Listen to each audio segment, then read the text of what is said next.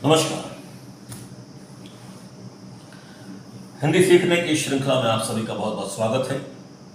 हम आपका बहुत अभिनंदन करते हैं और हमें बहुत प्रसन्नता है कि आप एक बार फिर से हमारे साथ जुड़े हैं। आज वाक्य के बारे में फिर से बात करेंगे, लेकिन इसमें कुछ नई बातें आपके साथ साझा की जाएंगी।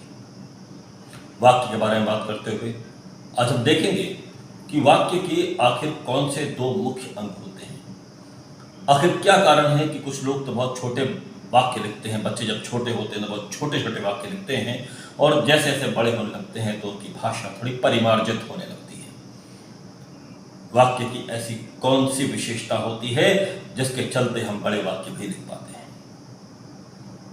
तो हमने देखा था कि वाक्य पदों का एक व्यवस्थित समूह होता है।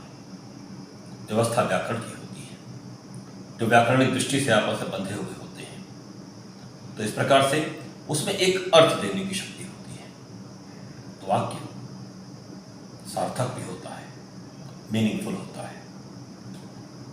व्यवस्था होती है, उसके अंदर कोई ग्रामेटिकल ऑर्डर होता है।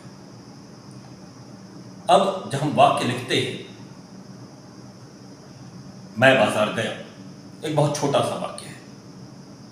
मैं खेलने गया। अब इसके अंदर जो हम मैं शब्द का इस्तेमाल कर रहे हैं और जो खेलने गया, दो बातें हैं। एक, काम कौन कर रहा है और दूसरा, क्या काम किया जा रहा है। दो बातें इसके अंदर फिर बता रहा हूं। एक, काम, क्या काम हो रहा है और दूसरा, कौन काम कर रहा है। तो जो काम करता है, आपको पता है, उसे कर्ता कहते हैं, उद्देश्य कहते हैं। जो काम करने वाला होता है, जिस काम के बारे में बातचीत होती है, उसे कर्ता कहते हैं, उद्देश्य कहते हैं। और जो काम किया जा रहा है उसे हम विधेय कहेंगे। फिर बता देता हूं कि जो काम कर रहा है वो उद्देश्य है और जो काम किया जा रहा है वो विधेय है। जैसे मैं खेलने गया, मैं यहां पर उद्देश्य है, कोई काम मैं कर रहा हूं, और खेलने गया ये विधेय है, क्योंकि ये बताया जा रहा है कि क्या काम किया गया है। तो वाक्य के मुख्य रूप से कितने अंग हुए? दो अंग हुए, एक उद्देश्य और दूसरा विधेय। अब जब हम वाक्य लिखते हैं तो हमने छोटा सा वाक्य लिखा था कि मैं खेलने गया। अब वाक्य का विस्तार किया जाता है। विस्तार मतलब होता है उसको बढ़ाया जाता है। तो इसमें विस्तार हम दोनों का करते हैं, उद्देश्य का भी करते हैं और विधेय का भी करते हैं। जब उद्देश्य का विस्तार करते हैं तो उसके अंदर कर्ता से संबंधित अन्य बातों को लिखा जाता है, और जब हम विधेय का विस्तार करते हैं तो उसमें कर्म और क्रिया की बातें आती हैं, उनका विस्तार किया जाता है। पहले लेते हैं उद्देश्य का विस्तार। जैसे मैंने कहा मैं खेलने गया, तो इसका हम थोड़ा विस्तार करते हैं उद्देश्य का। मैं से पहले हम लगाते हैं, क्योंकि खेलने गया तो खेलने संबंधी बात जोड़ेंगे, खेलने से जुड़ी हुई बातें जोड़ेंगे। मैं खेलने गया, क्रिकेट की पोशाक पहनकर, सफेद टी शर्ट पहनकर और हाथ में टोपी लेकर मैं खेलने गया। देखिए हमने वाक्य कितना लंबा कर दिया, मैं का विस्तार कितना अधिक कर दिया। अब यहां खेलने गया का विस्तार करते हैं। मैं वानखेड़े स्टेडियम में खेलने गया। तो ये उद्देश्य का विस्तार और कर्ता का विस्तार और विधेय का विस्तार, दोनों का विस्तार हमने आपको करके दिखाया। तो वाक्य के दो अंग हुए, उद्देश्य और विधेय। तो इस तरह से जब हम वाक्य लिखें तो हमको वाक्य को पूरा विश्लेषित करना चाहिए। पहले अपने मन के अंदर वाक्य का आकलन करना चाहिए, सोचना चाहिए मैं क्या लिखना चाहता हूं। उसके बाद उस वाक्य से संबंधित अन्य बातों को जो हम लिख सकते हैं लिखनी चाहिए, ताकि हमारा वाक्य अच्छा बन सके, ताकि हम पूरी बात कह सकें। पूरी बात कहना आवश्यक है।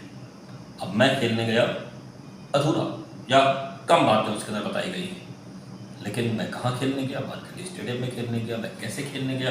मैं सफ़ेद पोशाक पहन करके, टोपी हाथ में ले करके, क्रिकेट की किट पहन करके खेलने गया। तो यहाँ पर सारी बातें स्पष्ट हो जाती हैं। तो यहाँ हमने देखा कि वाक्य के मुख्य रूप से दो अंग होते हैं, एक उद्देश्य और दूसरा विधेय। कुछ और उदाहरण ले लेते हैं। मेरा भाई बहुत होशियार है, यह हमने पहले से ही जोड़ दिया है, उद्देश्य का विस्तार और विधेय का विस्तार। हम कह सकते थे भाई होशियार है, लेकिन हमने कहा मेरा भाई, तो मेरा यहाँ पर होगा उद्देश्य का विस्तार, और बहुत होशियार है, यह होगा विधेय का विस्तार। तो मेरा भाई बहुत होशियार है। मोहन स्कूल जाता है, एक वाक्य है, और अगर उसका विस्तार करें तो मेरा छोटा भाई मोहन पढ़ने के लिए स्कूल जाता है, या प्रतिदिन दोपहर में स्कूल जाता है। तो इस तरह से उद्देश्य, विधेय, उद्देश्य का विस्तार और विधेय का विस्तार, बड़ा वाक्य और छोटा वाक्य लिखने में इतना ही अंतर होता है कि जब हम छोटा वाक्य लिखते हैं तो हम भाषा से बच करके निकलना चाहते हैं, हमको लगता है कि हम कई बार अटक रहे हैं, इसलिए हम छोटा वाक्य लिख देते हैं। लेकिन अब जो कि चीज़ें आपके सामने स्पष्ट हैं कि उद्देश्य का भी विस्तार होता है और विधेय का भी विस्तार होता है, तो हो सकता है आप ज़्यादा बेहतर तरीके से वाक्य संरचना कर सकें। तो जब भी आप लिखें सब्जेक्ट के बारे में या ऑब्जेक्ट के बारे में या वर्ब के बारे में, उनसे जुड़ी हुई एक दो जानकारियाँ और लिख दीजिए, पूरा वाक्य स्पष्ट हो जाएगा। उद्देश्य, विधेय, सब्जेक्ट, प्रेडिकेट। बात समझ में आ गई होगी। हमसे जुड़े रहिए। आगे की वीडियोस के अंदर हम बात करेंगे कि वाक्य और कितने तरीके के होते हैं।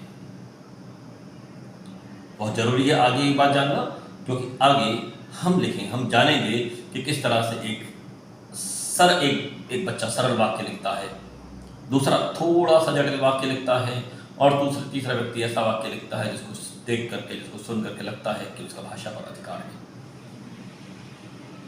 तो जुड़े रहिए हमसे, लगातार प्रयास करते रहिए, क्योंकि सीखते रहने से ये चीज़ें आसान होती हैं। मिलेंगे अगले वीडियो में, तब तक के लिए